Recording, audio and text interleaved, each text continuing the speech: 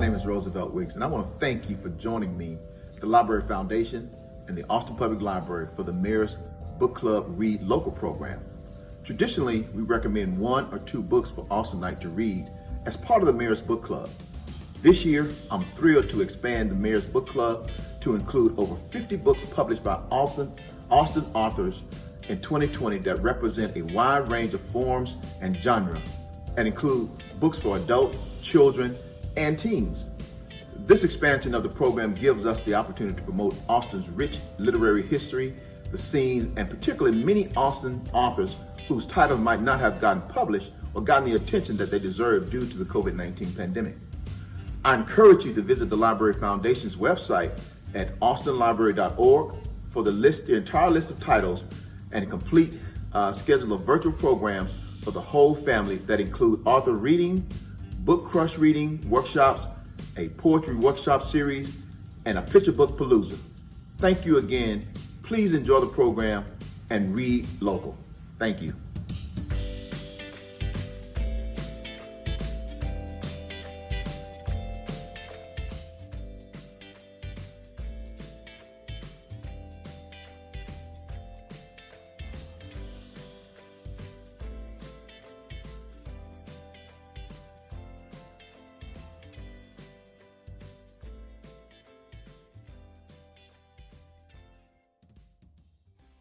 Hi, everyone.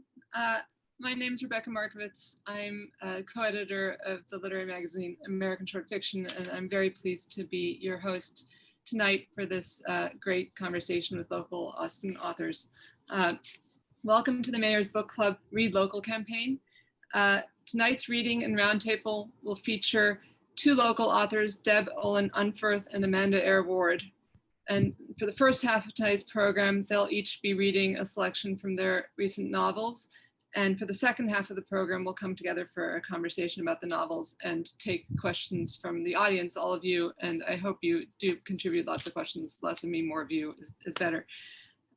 Feel free to submit your questions at any time during tonight's program through the question and answer button below. And you can also post comments and claps and support in the chat feature as well. Now it's really my pleasure to introduce my friend Deb Olin Unfirth. She'll be our first reader. Deb Olin Unfirth is the author of 6 books, including Barn 8, which is the book she'll be reading from tonight, or the chicken book, as my 2-year-old daughter calls it, and Wait Till You See Me Dance. She's received a Guggenheim Fellowship and 3 Pushcart Prizes and was a National Book Critics Award finalist. Her work has appeared in Granta, Harper's, McSweeney's, and the Paris Review. And Barn 8 is such a, can one call it a barn burner of a novel? But it's such a, it's so sharp and touching at the same time, which seems like really where Deb's work lives often. It's funny and heartbreaking and a terrific read. And I can't wait to hear her read more from it. And it's my pleasure to welcome Deb to our virtual stage.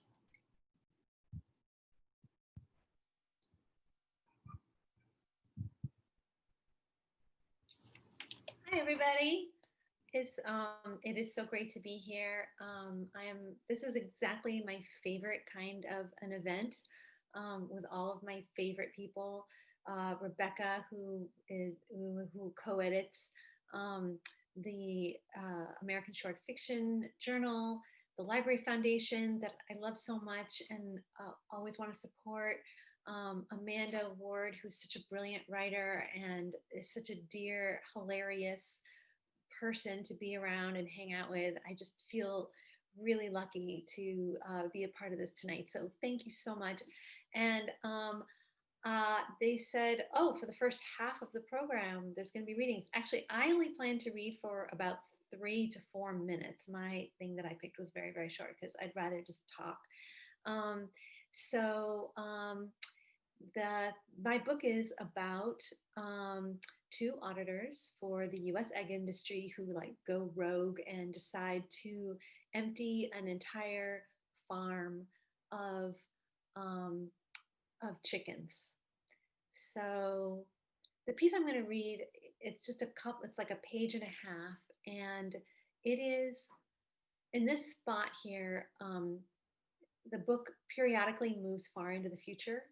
So in this spot, I move far into the future and I use electric fans to tell the story of the end of civilization. In fact, the fans will be one of the last things to go. In the coming decades, Earth will continue to heat irregularly at first, in patches. There'll be energy shortages, then crises. Families will spend more on energy than on rent. In the late days, air conditioners will become illegal and anyway too expensive to run. Only the richest 10% will be able to sit and have quiet conversations in cool air. Not that they will do much talking, their faces inches from their screens as they fight with people all over the world. Box fans, tornado fans, tower fans, ceiling fans, all species of fan will evolve and fill homes. A firm of architects, coincidentally headed by a female descendant of Victor Gruen, will design an apartment complex with industrial fans making up the northern walls. Doors will roll over them like a garage. Fan wall apartment complexes will multiply. Around them, the landscape will swirl with storms and waves. The Americas will turn mostly into desert, and the islands will sink into the Dead Sea. In the final decades, that sound, a low, pulsing, powerful hum, will take over, rise off the earth, muffle what's left. Then one day, all the fans will fall silent. Thanks. I feel very conscious of the fact that I'm currently sitting under a fan right now. They're at the beginning of civilization and the end of civilization. One wonders how far ahead of us that moment lies. Thanks so much, Deb. Next reader will be Amanda Eyre Ward. Amanda Eyre Ward is the author of Sleep Toward Heaven, How to Be Lost, Love Stories in This Town, Forgive Me, Close Your Eyes, The Same Sky, The Nearness of You, and The Jetsetters, which is the book she'll be reading from tonight. It's very reassuringly yellow cover. Her best-selling novels have been featured in People magazine, The New York Times, and more. Amanda's work has been optioned for film and television and translated into 15 languages. She lives in Austin, Texas, and Ouray, Colorado. Amanda currently writes every morning and spends afternoons with her children. And she's as I'm sure you've all read her books and you know this, is the kind of writer where when you're reading it, you feel like you're being written to by a friend or someone you know. There's a sort of warmth or familiarity to it. And this book has that. It's about a family and it has that warmth, that familial warmth to it, which is really striking to me. Plus, it's about a European vacation, which, if you forgive my bouginess, which sounds so good just about now. So I'm very excited to have her read. Welcome, Amanda Eyre Ward. Thank you. I'm also so honored and thrilled to be here tonight with brilliant Deb, who I adore so much, and Rebecca in charge. That is absolute heaven. And the Austin Public Library, which means so much to me. I have 3 kids, and so when you have a toddler, there's very few places you are welcome, and one is the library. So I spent years in the Yarborough branch, and then I still go to the Twin Oaks branch as much as I can. So thank you so much for having me. I love that description from my previous life that I write all morning and then spend afternoons after school with my children. I had reached that point and now that's all over. But anyway, The Jetsetters is a book about adult siblings who go on a cruise with their mother. They had a troubled childhood, and I'm gonna, instead of going ahead of time, as Deb did, like 2 months into the future, just kidding, I'm gonna go back in time because the prologue of The Jetsetters, which was one of the last parts of it that I wrote, takes place when the adult children are kids on Hilton Head Island in 1983. This is also a short reading. The large oil portrait of Charlotte and her children began with a photo snapped on a Hilton Head Island beach at sunset. Charlotte wanted the night to be perfect. She packed a cooler of beer and Cokes in glass bottles. They were sunburned, lightheaded. Winston considered himself an amateur photographer. In the portrait, Charlotte looks happy, but not too happy. She is 39, thin and sunburned, perched on a blanket in the sand. Her 3 children surround her. Lee, blonde hair wispy in the salt-smelling wind.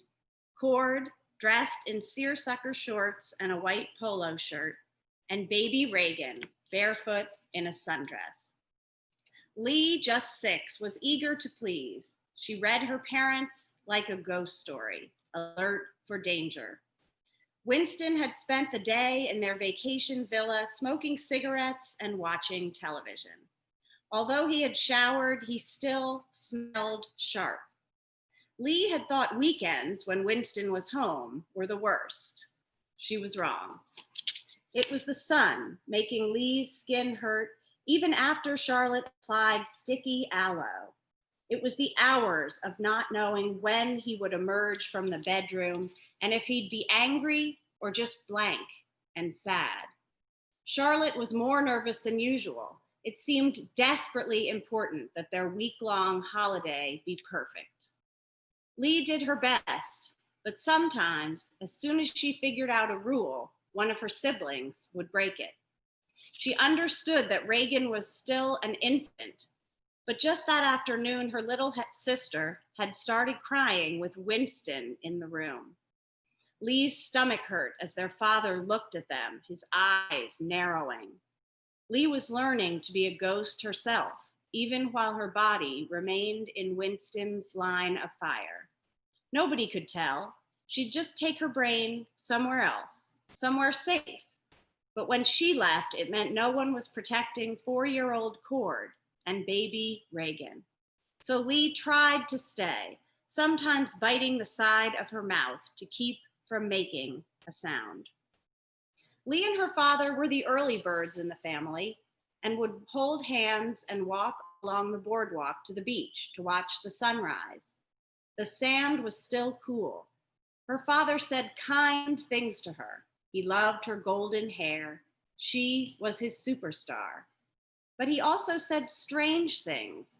I really am trying, Winston said, speaking maybe to himself. It's like a fog. I wish I could make it go away, but I don't know how. Lee hugged him hard. Many years later, she would understand what he was talking about. But that morning, his words were a mystery. Time for the photo.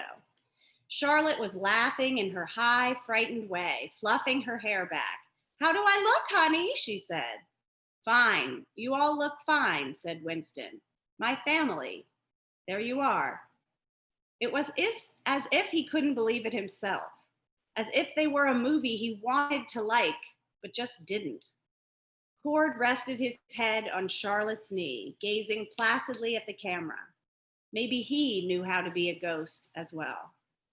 Cord, you look miserable, said Winston. Cord blinked as if woken from a deep sleep. Baby Reagan was silent in her mother's arms. Charlotte lifted her chin. That's right, said Winston as his expensive Nikon clicked. Reagan gripped Lee's finger in her tiny hand, and Lee reached around Charlotte to touch her brother. At least she had Reagan and Cord, thought Lee. Because of them, she would never be alone. She yearned to make things okay in her family, to fix her father's fog, to keep her siblings from making Winston yell, to tell her mother she was beautiful and could stop fishing for compliments. Lee, said Winston, come on now, give me that smile. Lee smiled with brilliance, hoping to make her father proud. This day and the 2 more excruciating days that followed, days of sand and beer-scented misery, would be the last time Lee went on vacation with her mother and siblings, until 32 years later, when they became Jetsetters.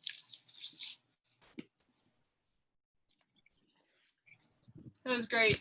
That little circle of connection of hand holding a hand, touching a shoulder, it feels particularly poignant now when we're all so far apart from each other, but it's really, really moving moment. So now we talk amongst ourselves, and again, I encourage folks in the audience to submit questions through the Q&A button on the screen, so that we have lots of questions from you guys as well. And I hope Amanda and Deb, that y'all pose each other questions as well if you have questions, because that would be great. My first question is just, I feel like in both of the books there's this arresting image that has a strong pull on characters, and Amanda, and yours, I think it's Reagan, who's standing in front of a picture of an escape. Is it a cruise ship that she sees, or what? But that she suddenly envisions herself away from all the pressures of family life that are on her, and off somewhere. And Deb, in yours, it's this picture of all the chickens flying out of the millions of chickens flying out of the enormous industrial chicken barns all at once. And I feel like, having read a little bit about what you guys have said in the past, that the book sort of sprang out of those images for both of you, that sort of an image that gave birth to each book. And so I was wondering if you could talk about that a little bit, and also that I don't know, Amanda, did you go on a cruise as part of research for this book? Yes, what a great question, tying the two books together. Thank you for that. I also just want to say I see so many of our friends in the audience, and we have such an incredible group of women writers in town. So I'm so glad to be here and to see all my friends. Well, they're sort of see them. Anyway, the image that you're talking about is even more surreal, because Reagan is in a mall looking at a picture in a travel agent that says "Get away to anywhere but here," which is sort of that. I stole that Mona Simpson title. I mean, imagine going in a mall and going to a travel agent and looking at a cruise. It all just seems utterly impossible.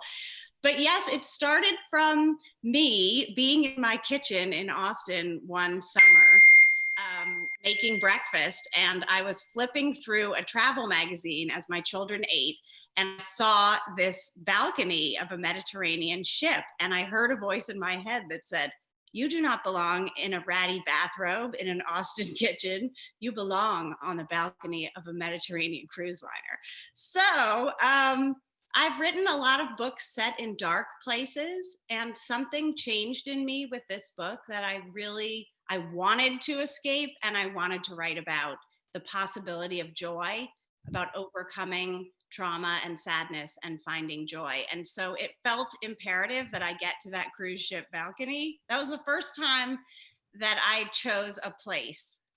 And I then wrote the proposal for the book and sold it, and took my two boys on a Carnival cruise from Athens to Barcelona. They build the gargantuan cruise ships for Carnival that will end up in Galveston. They build them in Italy, and then they do a few cheap trial runs, and we took one of those. And it was the most glorious 10 days of my life. I know they're disgusting. It was my first cruise. I loved it. I loved every minute of it. That's great.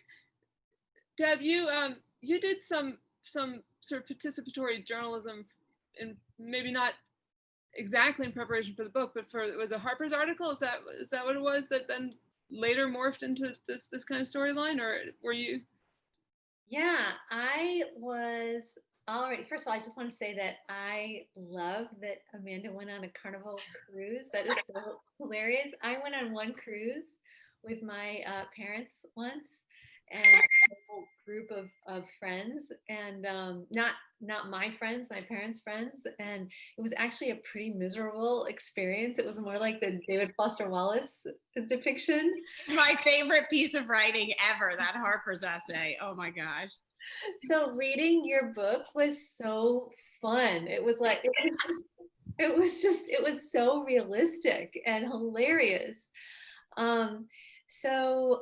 But my book, I mean, it's interesting, Rebecca, that you bring up this idea of us each being inspired by like one clear image, because as you pointed out, I also was inspired by this image of all of these hens just leaving the barn, like a million hens leaving this farm. And once I got that image in my head many years ago, I was like, I just got to write that up. Like, you know how it is when you're driving and you're in a huge traffic jam and you just think like irritably, like, why don't the people at the front just move a little faster? So that's kind of what this was. It was like, all of those hens are stuck in there. Why don't they just let them out? It sounds kind of irrational, but it was just something that came into my mind. And then I just kind of couldn't stop thinking about it. And then I started doing a lot of research and I realized that farmers wouldn't want to talk to me. And so that's how I ended up writing the Harper's article, because once I could say that I was writing a Harper's article, it was a little easier for me to get people to talk to me. Still, the farmers didn't want to talk to me, but oh my gosh, Amanda, it's so cute that you've got Barney right behind your head. I just noticed that. So I feel like once I was doing the research, the entire book transformed. I mean, never the single idea. I had the single idea of the hens leaving the farm. But once I started uncovering just like the information, the real information, and talking to all of these people, all these undercover investigators and all of these farmers and all these other auditors and things, then their personalities became apparent. And then it was like they were all turning into characters on the page. So that's how that happened. See, mine was the same, but metaphorically, I was the hen stuck in the barn. What's the name of that piece? Because I want to look it up, Deb. They're essentially the same book, guys. It's all the hens flying out of the barn. I have been a moderator, and this might be the toughest combo. No, actually, I was thinking about it, and it's in some ways it's obviously they're very different. But well, one thing, like what Deb was just saying about characters, they're both extremely character-driven novels, and structurally that works in similar ways in both novels, in the sense that both novels switch from perspective to perspective in very striking ways, and are very even-handed with those perspectives. So I was wondering if you could talk about that, just that formal decision you guys each made to have these multiple very close perspectives that you're switching between in a way that always, you know, when one's reading novels that do that, you can't wait to get back to that one person's perspective. You know, you feel loyalty to one of them, and in both your books, I didn't feel like that. And Deb, your book even has this crazy perspective, which you read from, this sort of ultra omniscient, eye of all time sort of view of this galactic view of what's going on. Yeah, in that way, that's one way in which I feel like the books actually were quite similar. Reading them both again in preparation for this reading experience is humanly just connecting to them. You know, I would like to say about the characters and about the connection between our books is that I feel like both of our books have this thing in common that is kind of weird, in that we both seem to be coming from a point of optimism about about individual people, that like humans, there's some sort of like belief that like humans can change, and that love exists, and that these things that I'm not sure. Okay, I definitely believe that humans can change, but there's something, I don't feel like I come from a place of optimism in general. And so, but I wrote from that place. Like I turned the book into that, not obviously not optimistic about the human race, since the human race dies out in the book, but about like individual transformation, and that there is still meaning, even if we are going to destroy the planet, even if we do these terrible things that we would never be forgiven for, if there is a God, that there is some sort of redemption at the individual basis. And so I just wonder if Amanda also thought about that at all, because in her book too, there is this sort of impending sense of doom overall, that like humans can't be in relation to each other in a way that is helpful, and yet somehow at the end it figures it out. Sometimes it works. You know, Deb, I don't know if you probably even remember this, but we were at a gathering of people without masks in a house. Remember that? And I was very down that night, and sort of offhandedly, because something had happened that wasn't even nearly as horrific as what's happening now. But I said sort of, wow, I'm really feeling down and I'm having a hard time writing.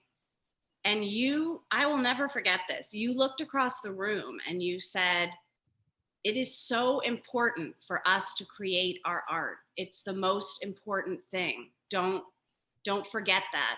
Don't get caught up in all this. Your job is to create. And it meant so much to me, because in a way it gave me permission to not try to tackle every single current event issue in the book I was writing. And it enabled me to let myself say, I do want to write a book about how connection can bring joy. And that might not be as important as climate change, which I think a lot about. But that's the story I'm given right now. And my job is to do the best I can with that story. And in a way, I had been just stuck because things seemed so dire that I needed to hear that, and it meant the world to me. And I went back to work saying, well, this is what I believe, this is what's so important to me. I do believe so strongly in the possibility for joy. And, the cruise ship is the ultimate metaphor, because you have to convince yourself that you're not about to drown in order to, and not look at the smokestacks. It's like this weird cognitive dissonance that you have to deal with, and that's it's strange and awful, and yet there is pleasure to be had there. And I feel like in a way it was a lesson to me, because you can't every day, you can do what you can do, and then you can create to keep going, and that's what you said to me, and that's what I did, and I love you for that, so thank you. Oh, that is so sweet. Do you even remember that? I don't know it was just kind of an offhand conversation. Wait, whose house were we at? I'm trying to remember, and I can't. Oh, it's Becca's house with the bowl. We were at Becca's with the bowl, Becca with the bowl. Yeah, it's all coming back to me now. I think that what I was saying in that moment was, I'm trying to remember. I think that the reason that I was saying that was that, why did I say that? I think maybe that it was something about how our job is to be descriptive, right? About where we are now. And that we've gotten to this place where we spend so much time having one opinion about something, of being like, so like or dislike, or Trump or Biden, or we are so divided right now. And something that art has that none of that has is it has this complexity. And it's only when we can embrace that kind of complexity that we can really begin to see each other. And novels, I feel like, they're just all about complexity. It's about seeing down to like the deepest pit, and it's about like describing what's around us in a way that we can understand more than one mind, and that we can see how all the different pieces fit together. And it just seems to me like such an act of careful attention. It's like a gift of meditation to anyone who's reading it. So that's why I feel like it's really important. I feel like it's just, you can't read a novel and feel that way. You can't read a novel and feel so divided and so much on one side, so much on one person's side if it's a decent novel. And that, gets back to Rebecca's question, which is why I love, personally, my favorite novels have multiple points of view. I just finished The Glass Hotel, which is a marvel, and loved it so much. And I love this about your work. I love this about Alice Munro's work. That's what I'm trying to copy, these points of view that taken as a whole create this world and this empathy. And I just love that about novels. And that completely speaks to what you're saying. And so in the case of the Jetsetters, I knew that these adult siblings had misunderstandings about their childhood or completely subjective, strongly held beliefs. And I really do find that to be true when you grow up in a family. You just are like, I'm the XYZ person, or in my case, it was like, I have to take care of my sisters all the time. And they are adults who are like, no, actually, you don't need to do that anymore. We're not children anymore. But so I wanted to write about, making them meet again as adults and maybe allowing them the grace to be vulnerable enough to try a different persona, to find a different role in the family and free themselves. But you had to have each of their perspectives, and sometimes on the same exact night, will be seen so differently. So I just love playing with that. And also limited third is my new favorite point of view, because I think it's so funny to say, Charlotte walked into the hideous room that needed a new couch, because it's pretending that it's objective when it's so subjective. And that's what I love about limited third. Deb, how did you come to that overarching point of view, the omniscient? Oh, also my favorite books are written like that. Edward P. Jones' The Known World, which is my favorite novel, is written like that. Oh, it's so good. It's so amazing. Also, very early on, I was heavily influenced by Faulkner's, what's it called? The really short one? As I Lay Dying. As I Lay Dying.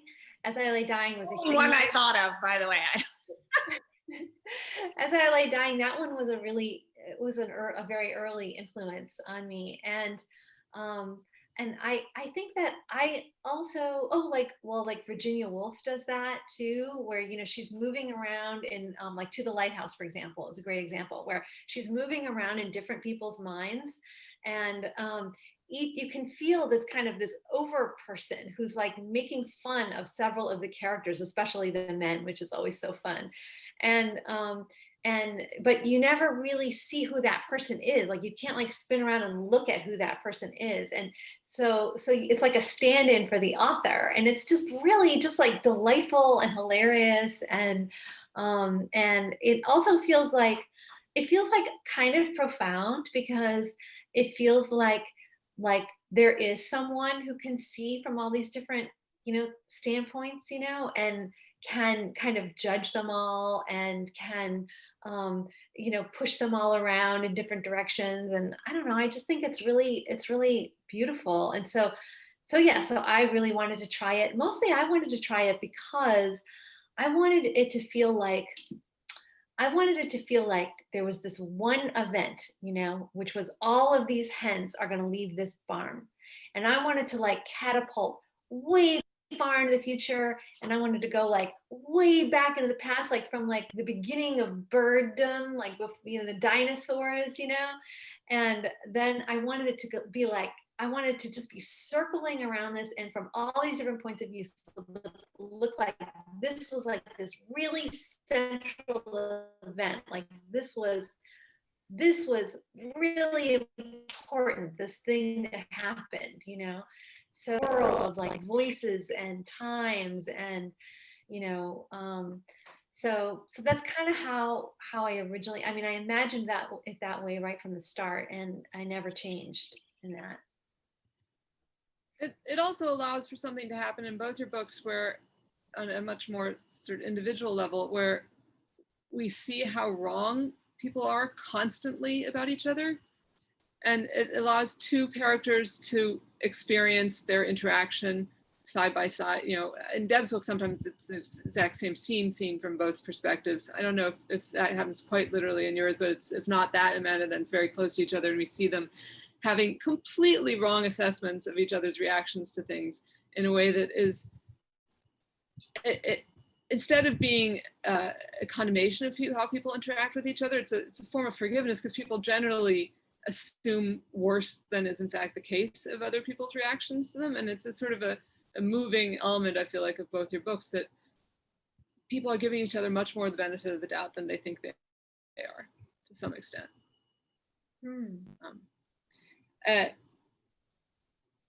I feel like with both of you having released a book at this crazy time, you probably at each virtual event you do get asked what's it like to release a book during the pandemic and during COVID. so I don't want to ask you that, but I do think that there's a sense in which, and Amanda's story about what you said at that party made me think of it too, in which the art producing is the fruit of the times, even if was written a year ago or whenever, or finished several years ago. It's still the same. Everything that's happening came from the same roots, and the books are both about the way we reap what we sow, and in the Jetsetters, it's this, the children are all damaged by their familial history, and in Barn 8, it's a much more humanity level stain that spreads, but it's the same kind of concept, and that feels very much like the moral of the moment, and maybe it's the moral of any moment. Maybe that's what a moral is in a way. But reading them now, it felt like that, but it also felt like, if they're optimistic books, a novelist's job is to plan how to get from there to someplace else, and that's called a plot in a way. And I wanted to hear what you guys thought about releasing these stories into a moment where people are so concerned about these kinds of accountability and guilt. Amanda, do you want to say something first? Sure. Well, that's such a great question. I remember going to Book People when Jonathan Franzen was here for the corrections, and it was like on September 12th or 13th after 9/11. And I asked, do you think your work will change because of this? And he kind of made fun of me and was like, why would my work change or something? And I thought that was so strange, because of course your work changes as the world changes, and but I do think that personally, my ability to be shocked and horrified by something like apartheid or women's death row, even Kids at the Border, which I wrote The Same Sky about, I don't know. It's almost like I'm so overwhelmed that I'm not saying one particular thing, I'm going to write a novel about that anymore. I'm more drawn to examining how we connect and get through than I am sort of shining a light on, did you guys know what's happening here? Because I just can't do that right now. I hope I'll be able to do that again, but also we know what's going on. I really don't know. I'm working on a book that I started before the pandemic, and it's changed a lot. It's changed a lot because of the pandemic and the situation, of course. So I don't know if that answers your question. I mean, I remember going to Deb's event at Book People, which was the last time I've been to Book People since what was the date of that reading, Deb?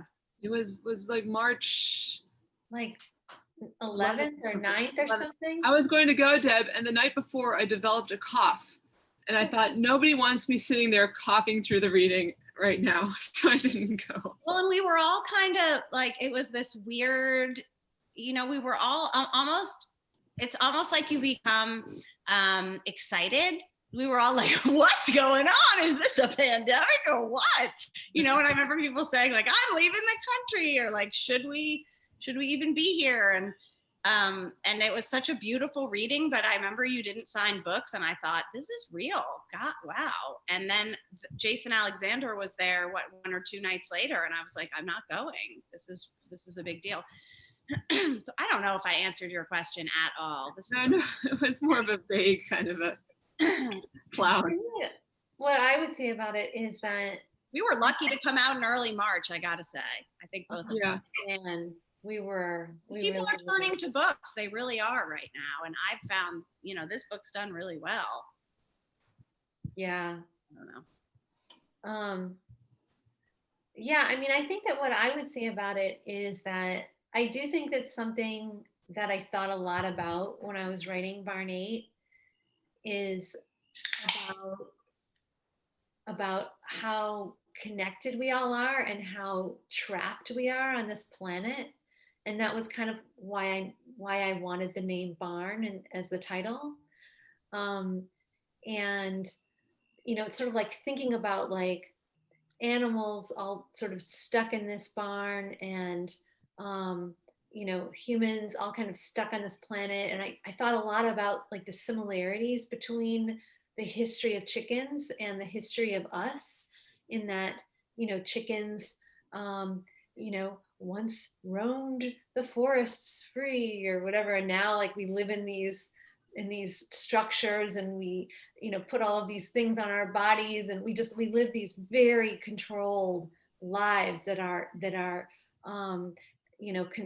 controlled mostly by these things that we made up, time, and also how now it's just getting worse and worse. And I felt like when the pandemic was sort of coming upon us, I felt like, oh my God, it's so much like the book. Like now we have to like walk around with things covering our faces, and it just seems like more and more like we're living in this barn that we're all kind of crammed into. And so when there's this disease, it's just going to like rip through the whole thing, the way that it does in a chicken barn. And so, so I mean, I don't know. I mean, I think it's really sad that it doesn't feel like what our leaders are kind of getting from this is our overall connectedness. So I don't know. I'm afraid. I'm deeply afraid. I had the weirdest moment when I watched, I don't know if you've seen Palm Springs. It's a movie, an Adam Sandberg movie on Hulu. And it's sort of an updated Groundhog Day. And it's really funny, but he keeps living the same day. And one of the characters has a moment that felt very profound to me in the middle of this comedy, where he says, I realized this is the only day I'm going to live. I'm here, it's my girl's barbecue, and then she's going to dress up in this costume. Like, that is the day. That's it. That's all I have. But then I realized, so I might as well enjoy it. And he's like, my daughter's beautiful in that costume. I like burgers. I don't know. It just felt a little bit like what I'm doing is that, like, well, then I'm going to try to enjoy it. I'm in that phase. Well, you're both, I mean, your books are both very enjoyable. They're both funny. You guys are both very funny writers. And is that something that feels like part of your identity as a writer, to be funny? I mean, not all your books are probably equally funny, but there's definitely that tonal element of humor in them. All of my books are funny, but they've never been marketed that way before. I have like the first scene in my book, well, no, The Same Sky is not really funny. But for the most part, it's characters in dire circumstances who find the humor in it. I mean, the first scene in my book, Sleep Toward Heaven, is women on death row who are celebrating one of the inmates' birthday, and all they can get is Tang and cream cheese from the commissary. So they're like having a birthday party with Tang and cream cheese, which is true, first of all, and second of all, kind of hilarious. I mean, so it depends what you think is funny, I guess. But to me, a sense of absurdity is getting me through. Oh my God, I haven't read that one. I have to read that one.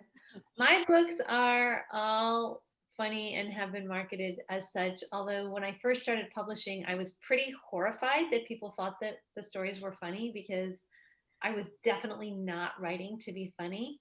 I thought I was, writing to be real.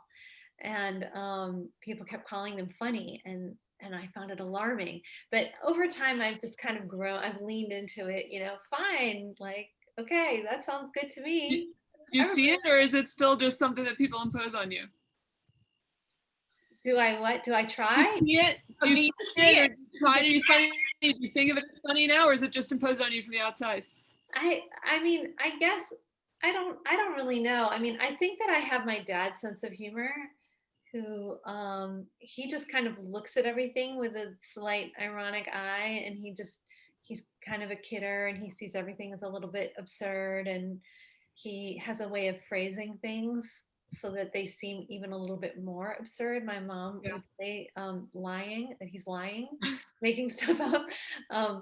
But yeah, I don't think, I think that now that I've accepted it, that I see it and I get it. Yeah. I'm gonna move to questions from the audience now in the time that we have left, because I know there are folks who had questions they wanted to ask you. So this seemed like a good time to do that. I wanted to see if Deb tells jokes. Do you ever like tell? Like Tig Notaro or No, something? Like that. I have never told a joke. I never tell jokes. Me neither, but I have some. Oh, A joke each would be great. I don't have a joke. I just wanted an excuse to tell my husband's favorite joke. Tell your joke. Tell it. Have you seen the pirate movie? It's rated R. Oh, you can't beat that, so you don't even have to try, Deb. Everyone can go home.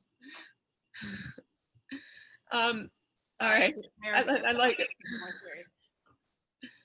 All right, here. I'll ask some questions from the audience, and this is from someone anonymous, but they wrote, "I'd love to know more about the decision, Deb, about the depiction of Iowa and Barn 8. It's such a big, maybe ominous presence in the book. Did you spend time there? Do you think of it as a character in the novel, Iowa?" So I chose Iowa because there are more egg farms in Iowa than in any other state. I have not. I'm from the Midwest. I'm from Chicago, and I lived in Kansas. I've lived here. I've lived in many other small places and smallish places, and so I've never lived in Iowa, but I mean I've been there, and I think that I lived in Colorado for years. So I've lived in these sort of big states that have giant states that have just not a huge number of people, a lot of space, some kind of like big business that seems to be kind of taking over the landscape in one way or another. And so that's sort of what I was thinking of. And then once I started meeting farmers who were based out of Iowa, then it seemed like a really good fit. And it's also really like the center of the country. It just felt like it worked really well as a place. And did you feel like it grew into a sort of character of its own right in the novel? Well, I feel like the egg industry did, and the landscape. I felt like the landscape of like the rolling hills, So I teach at a prison in South Texas, and I spent a lot of time driving there. And this is in Iowa, but it is, you really get to know the landscape of just this sort of just like space, and like there's like a lone Kmart or something on the horizon, and then that embedded in there are all of these farms. It feels like Le Corbusier, and this idea of all of this space and big highways between it. And so it wasn't so much like Iowa in itself becoming a character, but the landscape and the way that our world is currently set up in the United States, that became very like alive to me. Amanda, Don Smith asks, "I love how you set up the prologue to predict the scenes that follow. Did you write that last? Were you planning to write a prologue?" That's the bit you read, right? Yes, and that's a great question. Hi, Don. Yeah, interestingly, this was supposed to be my fun book, and it had, I thought, a straightforward plot, because they were going to get on the cruise ship and then go to 10 ports of call and then get off. So I thought, oh, this is going to be easy, because most of my books have very complex either crime elements or things like that, things that have to be solved. But I finished a draft of the book, and my editor thought it was terrible. And she was like, I don't care about these people. She didn't really tell me how to fix it as much as saying it wasn't working. And I was in despair for a while, and talked to a lot of my friends who gave me wonderful advice, the best of which, the advice I used the most was my friend Andrew Sean Greer, who said, "You're making fun of these characters. You're trying to be funny, but you're not kind to them. You're making fun of them, and so we don't care as a reader." So I really had to go back for over a year and go back go back to each character, slow it down in a way that I've never written before, where if a character reacts in a certain way, usually I just keep moving. I like terse, I've been copying Raymond Carver since I was 23. So that's what I like. And yet for this book to work, you couldn't have those terse exchanges. It was important to say, you know, this reminded Lee of a childhood situation in which this happened, and that is why she reacted in this way in the present day. So that was like an extra, you know, page and a half of a childhood scene. And it felt really mournful and slow. And as if I was showing and not telling. It felt very uncomfortable and vulnerable for me in a way. Because I had been raised on Richard Ford and Raymond Carver and wanted to write like that, this felt really, I don't know, vulnerable, I guess is the word. But I wrote this prologue as sort of like, okay, I'm going to try to do this. This is as slow and vulnerable as I can get. And I sent these pages to Andy and said, ugh, is this the worst? It's so sorrowful. I can't do this. And he wrote me back and said, this is the best thing you've written. You're doing Elizabeth Strout. Keep going. And whether or not that is true, I put it up on my bulletin board, and it kept me through the entire rewrite for over a year, saying, okay, every time I'd think, oh, this is overdone and mournful, I'd be like, well, I'm just doing Elizabeth Strout. So so the prologue was one of the last things I wrote, but it was the beginning of the new draft of the book, which was the final draft. Deb, this is from B. Brown, who asks, the difference for you in writing short stories and novels, because your last book was a collection, which do you love best to write? Oh, I mean, it just depends on what I'm writing. Whatever it is I'm writing is the thing that I either hate the most or love the most. But I write them very differently, and I bet that Amanda would say the same thing. A short story, usually I don't put a lot of planning in. I write the whole thing out, and then I just kind of keep rewriting it until it just kind of sounds like the thing that I have in my head. Whereas a novel is a lot more figuring out what's happening. Like first I kind of just free write a couple hundred pages, and then I start looking into the mechanics, and then it takes planning. So it depends on, a novel, it takes so long. It's such this just like heartbreaking, never ending, kill yourself, kind of endeavor. And so if you're into that kind of thing, like if you want to run the marathon, then it feels great, because you don't really have to think about anything else. You've got one problem, and that's this goddamn novel. But if you're not into that, like if you're really kind of if you're really in the weeds with it, then you're like, oh, stories, or why wasn't I a nonfiction writer? Or how about my friends who write for like video games or TV? That seems like so much more fun. You get to work in a group, So it just depends on where I'm at, like how much I hate it or love it. How about you, Amanda? Well, I have one short story collection, Love Stories in This Town, and that is the only group of short stories I've ever written. I said, I love short stories, and my editor said, we would love a collection from you. Why don't you send me your best 20 and I'll choose? And I was like, I have 12. Here they are. And so we fixed them and linked some of them. And I love reading stories, but I haven't written a story in a really long time. But I do agree with everything Deb said. And you were reminding me, Deb, that I was laughing and you were saying stuff that was, like, you want to kill yourself. And I'm like, yeah. And yet that's funny. So I don't know how you do that with that. That's your sense of humor, but I was cracking up.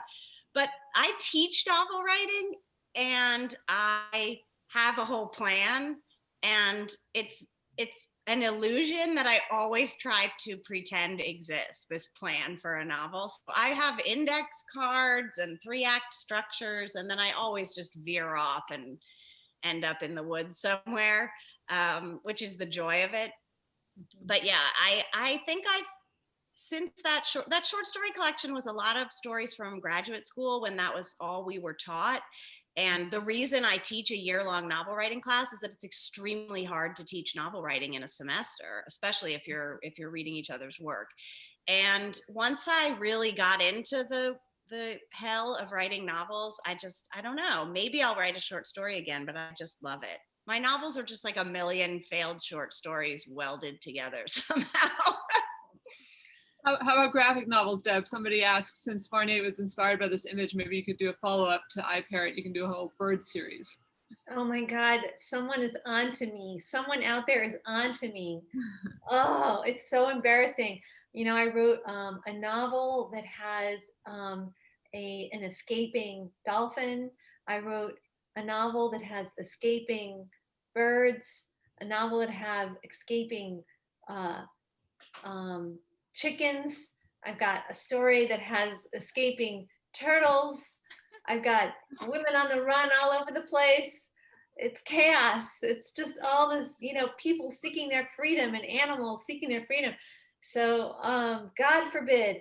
As a matter of fact, the novel I'm working on now takes place on Mars mostly, and it does have the center quest is that they are seeking one of the final DNA arcs that have the DNA of extinct animals that they want to try to, you know, bring to life.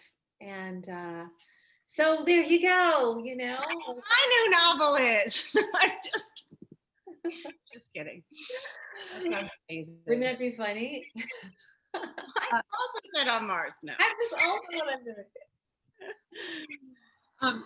Amanda, and I apologize if I mangle the name, Sissy Salarayan says, are you planning on writing more about the characters? And she'd love to see what happens with Lee in the future. Greetings from a Peruvian living in Brazil. Both are great places that can be used as locations for new books. Well, sign me up. Yes, I am not setting a book on Mars.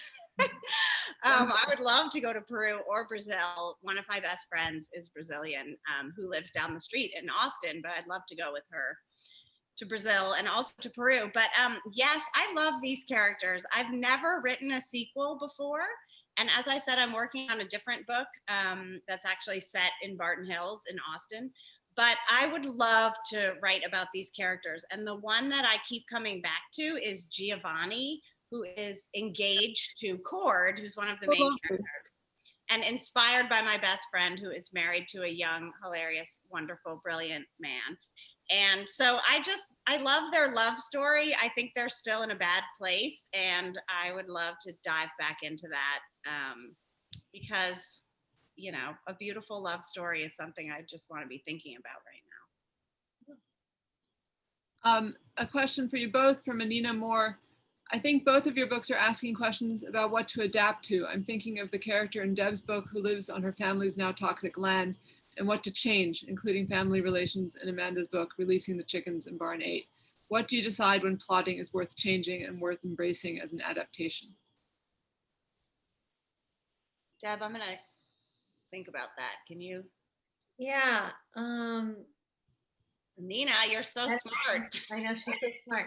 So I did decide to have a super fund site of toxic land be like a central point in my book.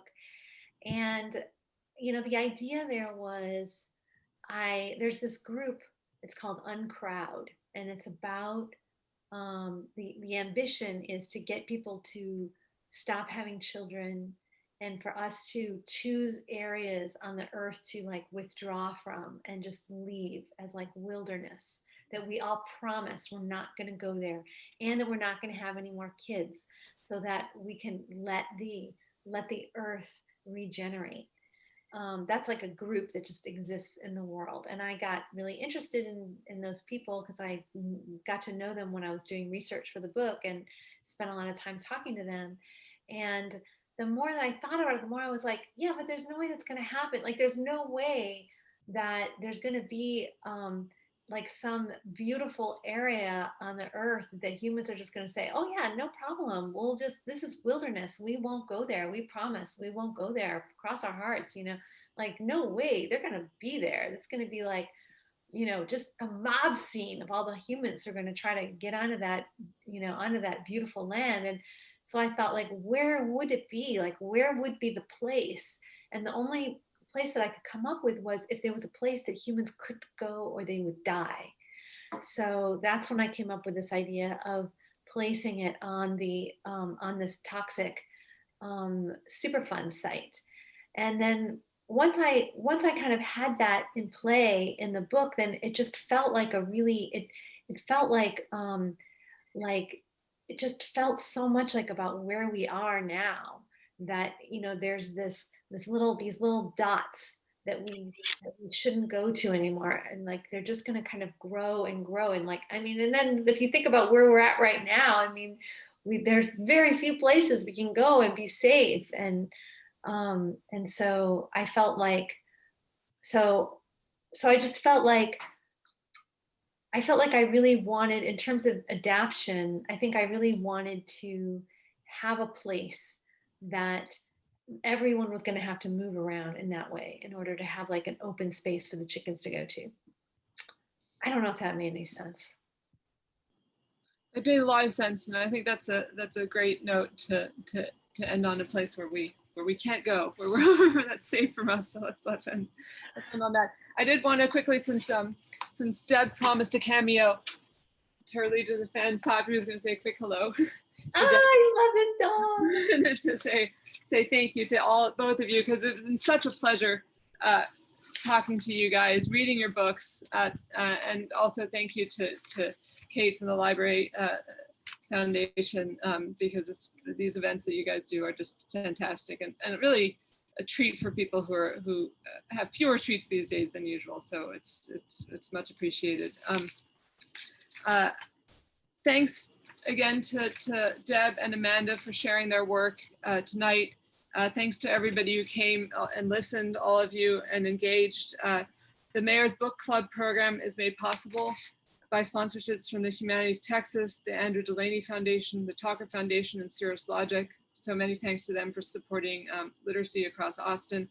Speaking for myself and American Short Fiction, it's just a joy to be part of this literary community in Austin. And while I've got you here, I just want to give a quick plug, speaking of literary community, to what we're doing at ASF in the next month, because we're doing this great thing. Usually we're gearing up for our big fall, as everyone is, for the fall events, the fall gala, and we can't do that this year, but instead we're doing in November a month-long project called the Constellation Challenge, where people can, it's an immersive interactive experience with writing challenges posed by our 4 honorees, whom we'll be announcing later this week. And there'll be postcards that people can get and send to each other. And it's about connecting across distances, which is what we're all doing here tonight.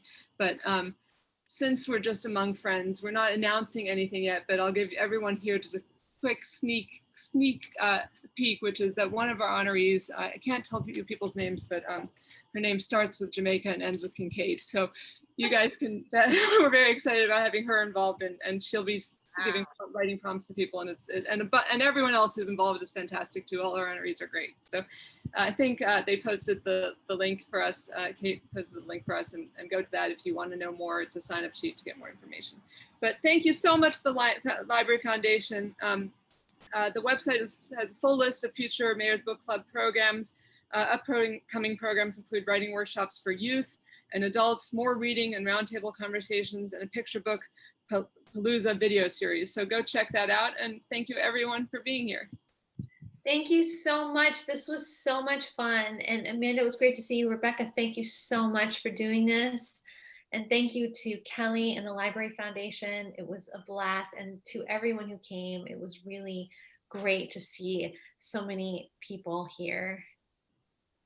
Yes, thank you. It's such a beautiful night, and I just wish we were all walking out into it to go meet up somewhere, but soon, someday. Vote. Vote. Yes, and vote. May Joe Biden not have coronavirus. Yeah. Yes. Thank you all so much. Good night. Bye. Are we leaving?